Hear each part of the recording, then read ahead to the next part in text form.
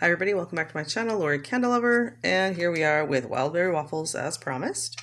This is a 24-ounce 2-wick paraffin jar, and this one I took the lid off of it, and even though I've melted this under my candle lamp a few times, I could still like instantly get that kind of a sweet berry note coming through just from having the lid off, so that's nice. Wild berry waffles is wild berry and waffles. Is a blueberry, raspberry, strawberry, morning waffles, cream, vanilla batter. So I don't get a lot of waffle or bakery in this one. If you're looking for some really strong bakery, this one might not be what you're looking for. I do get a hint of that waffly bakery type, but I definitely get mostly the berries, the different blend of the berries. But it's not disappointing to me at all.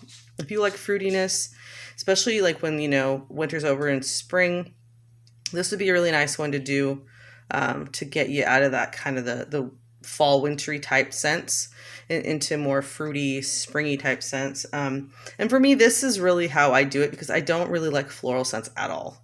There's only been a couple of floral scents like the pink mousse that had a little bit of rose petal in it that I didn't mind because it had other sweetness in it. But when it comes to springy and summery candles, I'm all about bakery fruitiness and stuff that I can kind of consider bakery, but has more of the fruit side of it. So it kind of changes it up from like the pumpkin spice. And I do love all those fall and winter scents. They're my favorites, but you do kind of have to change it up sometimes and mix it up a little bit. So yeah, I really like this one.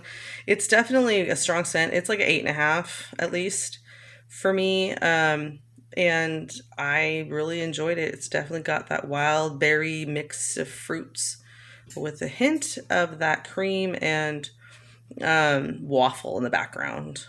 Really bottom notes on there. So anyway, so yeah, this one's really nice and it's a really pretty color, almost kind of sparkly. And it's nice, a nice color for the spring, or when you're feeling like you need a little pop of color in the middle of the winter. So yeah, it's really pretty. It's kind of a hot, when it's not under the light, it's more of a red-ish color, but under the light, it really shines through. It makes kind of a hot red pink, and it's a little bit darker than what it looks like on camera. But now, I just wanted to show you the reason why. I'll give a little bit more of a tutorial when I show you what I like to do to take off the top layer of wax when I'm melting with a candle lamp.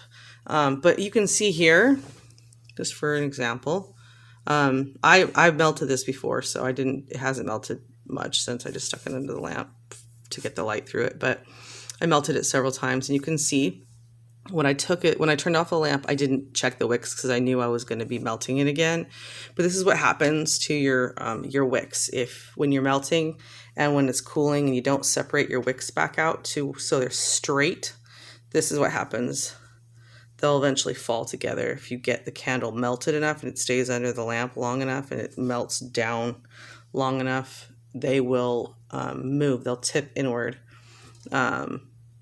So now they haven't moved on the bottom because I don't use the bottom melter unless it's really low, because the bottom melter will actually detach the wicks from the bottom of the candle, which my review that I did that's like sweet tea, I had a full candle and I wanted you to see what would happen.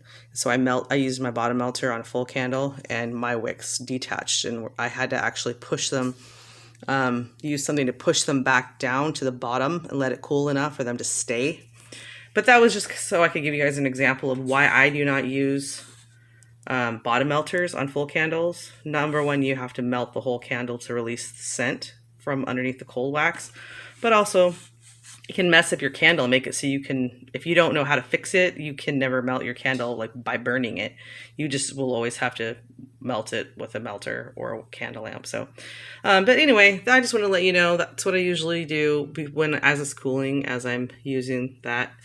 And I'll show you when I do the demonstration on soaking up the wax.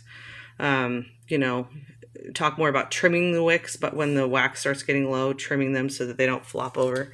So as you can see, this one's starting to cool, and I'll just make sure that my wicks are straight up and down. But I will be removing some of that wax tomorrow. So anyway, that's my 2 cents on wild berry waffles, and I hope you guys have a great night. And please like and subscribe if you haven't already. We'll see you guys again real soon. Bye-bye.